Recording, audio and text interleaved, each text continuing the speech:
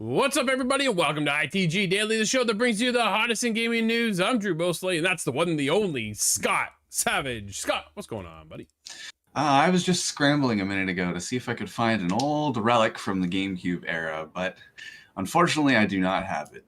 Nah, it has to do with today's episode, though. Absolutely, as today's an interesting show where people can join us live over on kick.com/inside-the-game, as well as youtube.com/c/inside-the-game-official. But if you can't join us live, then hit us up later, inside-the-game.ca podcast services and TV streaming networks around the globe.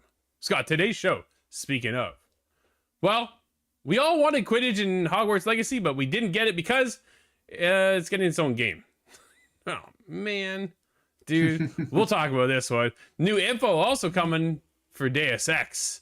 it's an interesting setting we're going to be traveling to, perhaps. And Halo veteran leaves Xbox behind to head to Netflix to start a AAA title. Hmm. Oh, dude. That one has me curious for sure. So much to talk about today. It's going to be an interesting show. So let's get going.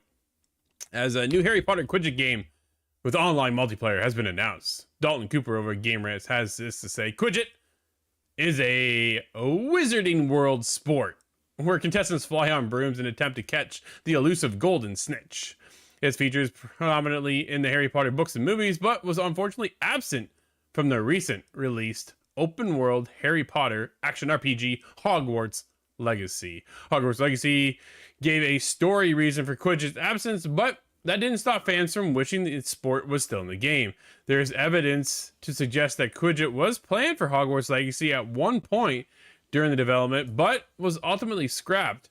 So, some fans have hoped that it will be added to the game as DLC or featured in a potential sequel. But while the jury is still out on whether Hogwarts Legacy will ever incorporate Quidditch or not, fans of the franchise can get their Quidditch fix for a new online multiplayer game about the sport. Dude, I don't know. I'm noticing a funny pronunciation there. I'm not Quidditch. sure if that's purposeful or I'm just Quidditch, but I am curious in either case that they kept the name, because I thought Quidditch had been changed to what? To make it split. It's not broomball, because that has a real world equivalent, but it was some sort of, I forget the name for it, but it was to break away from the writer of the series.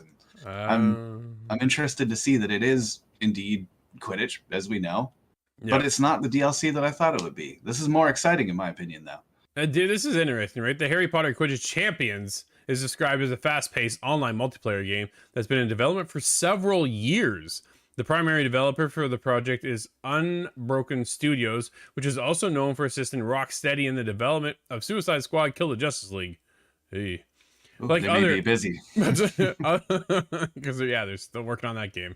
Like other Harry Potter video game projects, Harry Potter Quidditch Champions is being released under the Portkey Games label. An official release date is not available at this time of this writing, but those interested in participating in the game's limited playtest for April 21st to April. Dude, where'd the date go? That's all they got. It's coming around April. Dude, interesting little twist here, isn't it? Did you see this one coming at all? I thought for sure it was going to be in the form of DLC. Yeah, I thought we were going to see Hogwarts Legacy supported maybe a year after release with a new kind of larger DLC. Mm-hmm. I've not seen any sort of indication towards that still in the face of this news. I have no idea whether there will be support for Legacy or not, but the idea of breaking this away to be its own supported, maybe more heavily supported project, that's interesting to me. Well, so there's a couple of different things, right? Pulling from the quick little teaser trailer, it's been in development for a while. The art style is very heavy on the Fortnite side, I'm going to call it, right? A little softened, yeah. Yeah, exactly. Compared to where we are with Hogwarts Legacy. A little bit more grittier and grounded, I feel, right? And a little bit more realistic. Attention to detail is something that Hogwarts Legacy is on par with it comes to the books, the movies. It just everything elevated to that. And I'm a little nervous, Scott, going into Quidditch Champions, going, I'm not going to get the game I really wanted, if that makes sense. But you know what I mean? If it was part of this, I wonder when they started designing Quidditch Champions versus Hogwarts Legacy, if they were already planning to have it as one game, and then they said, no, we're going to sell it as another IP, right? Is this where the Harry Potter brand starts to expand a little bit more into our realm, and Warner Brothers just holds out their wallets and in their hands and gets all of our money, kind of thing, right? Because we definitely want to check this out. I want to see what it's all about. I was really hoping for it in the case of the game. Yeah, they did allude to it within Hogwarts Legacy, saying that it's just not allowed. It's been forbidden. So I chuckled. Hey, was that, a little tongue-in-cheek reference to it being forbidden in the development. Yeah, right? So I wonder if the developers actually over at Avalanche wanted to put it in, but were told they weren't allowed to put it in there because they were coming out with this game instead, right? Which has a different spin on it. It is just... There's two sides of it, Scott, honestly. there could have been the Quidditch in Hogwarts Legacy, but how much would you have played that compared to having its own game, right? Maybe there's that side of it as well. Now that it's its own game, it has to live and breathe on its own. Where if you tied into everything else that's already packed into Hogwarts Legacy, will it have enough legs to stand out? Like, will it turn into Gwent? How The Witcher had The Witcher, right? And then had that little game called Gwent, the card game, which then exploded into like a whole esports section. And now we're sitting here going, well, Gwent's now gone, but either way, it had enough, draw to kind of keep its own community and build off of something where this way, by splitting the two pieces of the property, maybe it can have its own legs. Perhaps, yeah. There might have been a lot of complications had they have stitched it into Hogwarts Legacy. Having a major online facet to the game and that sort of, maybe that would have complicated the mix a little bit more, and we would have had more bugs going on in Legacy, which has been surprisingly not very buggy. No, right? There's a couple little glitches I think at launch, but since then it's been just kind of polished up a little bit more. New updates are always coming, right? Dude, I jumped back into Hogwarts the other day, and I'm flying on my broom, and I'm like, this is sick. Like, it is so cool. It's beautiful. And then when I saw this announced yesterday, Quidditch has me, again, right, very heavily on the Fortnite art style, and I'm kind of questioning if that's really something is going to hook. Is this geared towards us, though, Scott, or is it geared towards the younger audience? And that's kind of where I'm going, right? How broad a range are we going to get in here with the player base? Is this something my kids are going to play? Is there something I'm going to play? Is this something we're both going to play together? Is this like that family experience? Or if we would have went with Hogwarts, dude, that would have been a hardcore experience, right? The hardcore would have been in on it. Whether or not it stuck around, who knows? But now, there's a play test coming on in April sometime. That's all we really know. You can sign up for it right now. Dude, are you going to sign up for it? I am, yeah. I'm very curious. I have to know. Yeah, I gotta play I don't it, right? have my GameCube copy of Quidditch. And I'm wondering, though, I don't remember at the time because I was a kid, but I don't know. I don't think it sold very well. So I'm hoping this one fares much better, being in the new developed age. We can have online matches. That's what the original was missing on GameCube. Yeah, no, for sure. With this online component to it, right? It just makes such a massive difference. Here's my worry. I know it's not Ubisoft, but dude, I'm kind of worried we get the Roller Champions experience. Yeah, I'm a little worried about that myself. Or loot boxes, battle pass, just get killed with that. But that could work in a positive, but that's yet to be seen. I don't know. Like, dude, you can get into tournaments. Like, there's so much you could do throughout the season to get us into customizing broomsticks, our characters. It looks like we're going to get our own wizard, right? We're going to be riding around on. So if we can customize our own character, I'm always down for that. But how much more can they branch out? I really want to see the roadmap and their longevity plan to keep this thing alive and to keep drawing players in. But what's going to draw us in, Scott, is IDS Montreal's new Deus Ex game could be set in South Asia. That's a twist, man. I didn't see that one coming. Did you? Not in particular, no. But it's been so long since Deus Ex. Oh, it's been forever. This is Joshua over at Game Rant. A new IDOS Montreal job listing for a junior writer seeks applicant with an academic background in South Asian studies and or equivalent culture knowledge, and a background in science and or technology. Man. Based on IDOS Montreal's currently known project, it stands to reason that the information is needed for the new upcoming Deus Ex game. As many fans know, Square Enix sold Crystal Dynamics and IDOS Montreal, among other assets, to Embracer Group in 2022. This came shortly after Square Enix was disappointed by Crystal Dynamics' Marvel's Avengers. That's a whole other ball game right there, dude. Like that did not pan out. It could have been, that's a game I should still be playing. Like, Marvel's Avengers should not have died and has now been set to it's a very unfortunate example. Absolutely. But dude, if they're just looking right now for this kind of background and this writer, we are very early in the stages of development for the upcoming whatever Deus Ex game we're going to get. Yeah, this sounds like concept building, or before concept building, perhaps, just to flush out what kind of things would be present in the culture. Ah, man, it's been, when was Deus Ex? Like 20... Oh, dude. I really can't remember. All right, now I gotta look it up. Here, let's take a look. Deus Ex Mankind Was it Divided. yeah, Human Revolution was that the first one or the sequel rather, or I suppose they're all sequels. 2016 was Mankind Divided, and Human Revolution, Oh. right, is 2011. So there you go, Scott. Oh, okay. 2011 was Human Revolution. 2016 we saw a sequel, and they had mixed reactions, I think, and we've seen the decline of stealth games, which is unfortunate for Oh, me because it's my hurtful. favorite genre. So yeah, Yeah. it was just like, crap, there goes that.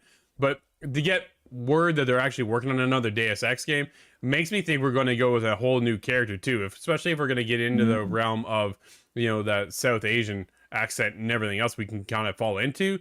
No longer are we going to have Adam Jensen. I think we're going to have a whole new character starring the role of whatever we play. So Certainly possible, yeah. absolutely. Has Jensen always been the? Yes. Because there's Deus Ex games from the PC that I. It was Adam Jensen back then as well. That was Jensen as well. Yeah. Okay. So I'm wondering now we get a new Adam Jensen. Like, I can't see how you would do that. No. Well, we'll see. But what we are seeing right now, though, is Halo veteran Joseph Staten has joined Netflix to make an original AAA game. Tom Ivan over at VGC. We just covered it last week, Scott. Believe it or not, it was just last week that Joseph has stated he was leaving the company over at Xbox.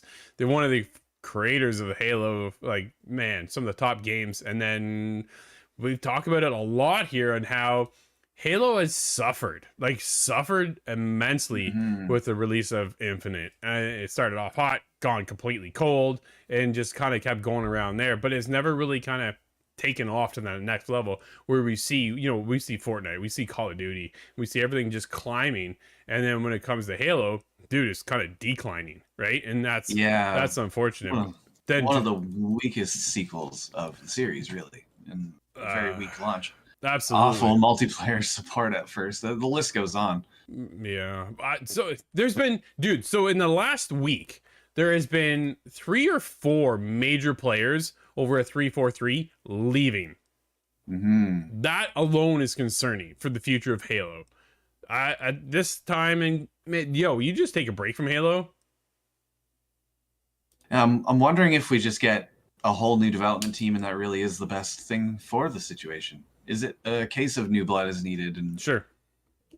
But let's get into Tom Ivan's article over at VGC. Quote, "In my work life, there's nothing I love more than collaborating with others to build worlds filled with iconic characters, deep mysteries, and endless adventures," end quote. He tweeted on Monday. Quote, "So today, I'm thrilled to announce that I've joined Netflix Games as creative director for a brand new AAA multi-platform game and original IP. Let's go," end quote. Multi-platform there sticks out to me as well, because what is compatible with Netflix as of now? Well, okay, so here's the thing. Right now, Netflix is everywhere. Right? Think about it. Where is Netflix? It's on your Xbox, it's on your PlayStation, it's on your PC, it's on your phone, it's on your TV. I think it was everywhere except for the Switch, if I recall. In Stadia. It's so it's funny how we saw Stadia kind of lead cloud gaming and then it vanished and everybody else took over. And I think Netflix, as over the years, have slowly started to build themselves with going into this multi-platform deal, right? And leading into AAA games, because they started off when they first announced they're getting into games, people were like, what are you doing? Are you really going to do this? And then they went mobile and went, you went mobile? Really? Yeah. That's where you went? Dude, this is just one step into the big piece of pie that they're building, right? And their building blocks have kind of slowly started to fall in place. And now they're pulling over Joseph. Dude, like, what a get. Here's the thing. Well, what kind of a game are they putting together over there? So obviously very, very early. We won't see this for another 4 years. If it's a AAA, we'll see a glimpse of it in probably like 4 years, and then maybe a little bit in 5, and then actually see it in 6. Yeah, we'll start to be teased with the release window in 6 years. Right? So they bought up a lot of studios over there at Netflix, which means they're getting heavily invested into games, right? Oxenfree is that's right. Right? Oxenfree 2 is launching on Netflix. So here's the thing now, if they're going to branch out and start building into this AAA genre of gaming, opportunities come like glorified now, because all of a sudden, let's say they have The Last of Us. Say Netflix created The Last of Us. Dude, all of a sudden now it's a show, right? It's 2 games. Oh. It goes mobile. So if they have a Last of Us experience, it's a AAA game, it's a show, it's a movie, it's a, who knows, a mobile app of some sort, right? No longer is Netflix just TV shows and movies. They're now TV shows, movies, mobile games, and now AAA games. Well, we've seen games, kind of bleed into the movie space over time, and now it's interesting to see that kind of work back the other way. I'm wondering, I really just the ideas swirl in my head for what Netflix could really be working on, and if they are they relying on you having a controller through a console to power this? If so, does that mean it's compatible as well with a mobile phone? It's really just a mystery.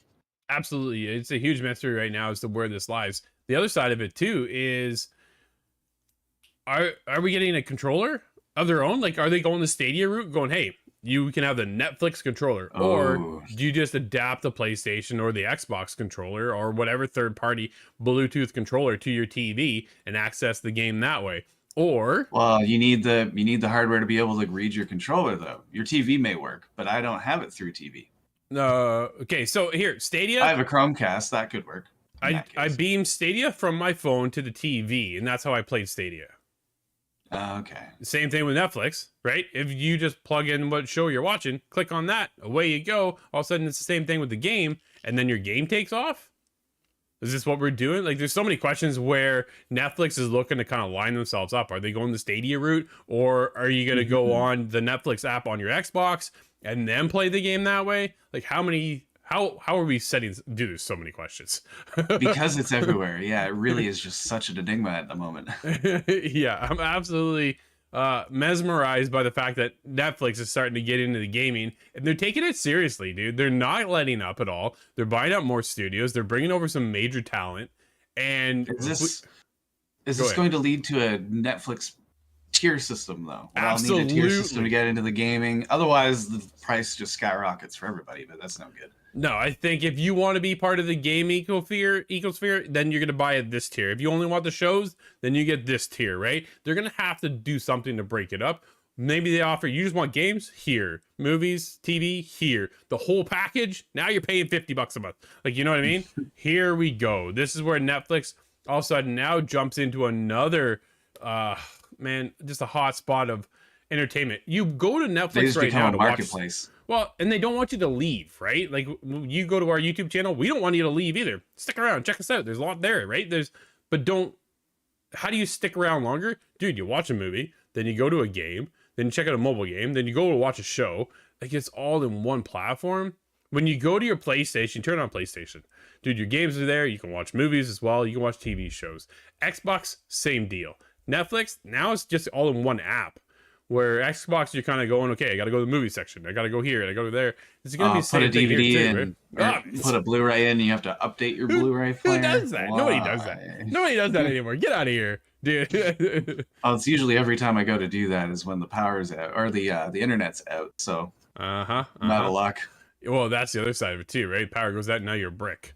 But here we go, bringing over Joseph. Who else are they going to get in here too? If some of the others have left 343, New Blood sounds like it's a good move, hopefully. But those who left, are they joining with Joseph as well? Like, are they going to join his team and start building this AAA? How many other studios is Netflix going to start building upon? There's a lot to unpack over here. No mention of NetherRealms yet. That'd be an interesting one. Yeah, that's Warner Brothers though. They're not letting go. You're right. They need that Mortal Kombat money. And I need Mortal Kombat 12. Dude, let's get into Nintendo wins legal battle against website operator hosting pirated games. Time Ivan over at VGC once again. Nintendo has won a piracy legal battle with share hosting website operator DeStorage. In a statement to GamesIndustry.biz, the platform holder said that the Paris Court of Appeals has ruled that DeStorage was responsible for failing to remove or block access to pirated copies of Nintendo games distributed via its website. Dude, why would you do this? Like, eventually Nintendo is on everybody. We talk about it all the time. Dude, we got nailed just on a copyright the other day because we were on YouTube with a Nintendo thing, and we cover Nintendo. We work with Nintendo. Like, it's just, man, if you're not working with them, it's tough. It is really tough. And the last thing you're gonna do is give away pirated stuff. That is still a very hot economy and way of doing things. Just yesterday, Dark and Darker, just rip off our stuff. Oh. So that was a whole. No, it's never a good idea, and I wouldn't suggest it even in the case of the developers asking you, please steal our game. It's not enough of an invite for me. No, absolutely. So D-Storage has to pay $484,000 to Nintendo for compensation. Ooh. Ouch.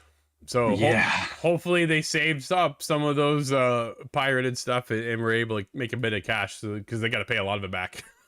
Dude, yeah, I'm wondering if this is really the company that put it up there, or is this something like the Epic Game Store where somebody uploaded it and they weren't allowed to, and therefore it's not really D-Storage that caused the offense. They just facilitated the offense. I don't know. Yeah. It's all murky. It's always murky waters, man. Especially with Nintendo, you never quite know what they're going to be up to, and if you're allowed to or not. But pirating games, that's never been a welcome thing. So there's a reason why we don't do resales anymore over like EB Games or GameSpot. You know what I mean? They lose out on that stuff.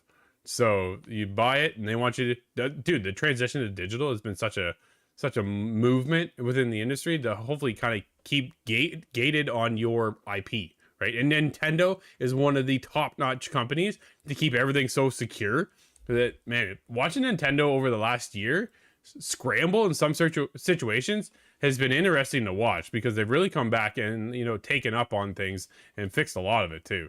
So yeah, they will not fade quietly away. No, they will not rest until it's been handled, that's for sure. But dude, let's get into Valheim dev reveals customizable difficulty modifiers in creative mode.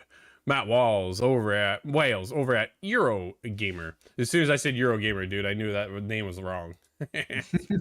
Having teased the introduction of difficulty modifiers to its Viking survival game Valheim back in January, developer Iron Gate Studio has now offered a first look at the feature's progress. Word that Iron Gate was looking to introduce difficulty settings to Valheim first came. Dude, that was interesting to think about at all, because you just jump into the world and away you go. Yeah, right? I didn't really think difficulty was necessary, really. I didn't think so. Then again, I have not played much more than an hour of Valheim. Well, we got to fix that. I have to work on that one. There's been an early glimpse of the game's upcoming Ashlands biome, and now, 3 months on, development has reached a point where the studio is able to share more. As detailed by Iron Gate's Jonathan Smars on Twitter, Valheim's difficulty setting will take the form of both preset and customizable world modifiers. Some you'd expect, like easy, hard, and hardcore variations, are all preset and correct. For instance, impacting combat difficulty, the frequency of enemies, raids on players' bases, and items kept on death. But Iron Gate throwing in... there's an easy one. That makes sense. Items kept on death. That's an easy off and on. I can understand. Absolutely. Scott, just like that though, buddy. Show's already over. Dude, time flies. We do have 2 games out today. What do we have? We have Disney Speedstorm has reached early access. That's on PC, PlayStation 4, 5, Xbox One, XS, and Switch. And Minecraft Legends releases on the PC, PS4, 5, Xbox One, XS, and the Switch. And that's going to wrap up today's show, everybody. This has been ITG Daily. Thank you so much for hanging out with us. We'll be back tomorrow. I'm Drew. That's Scott. We'll see you inside the game.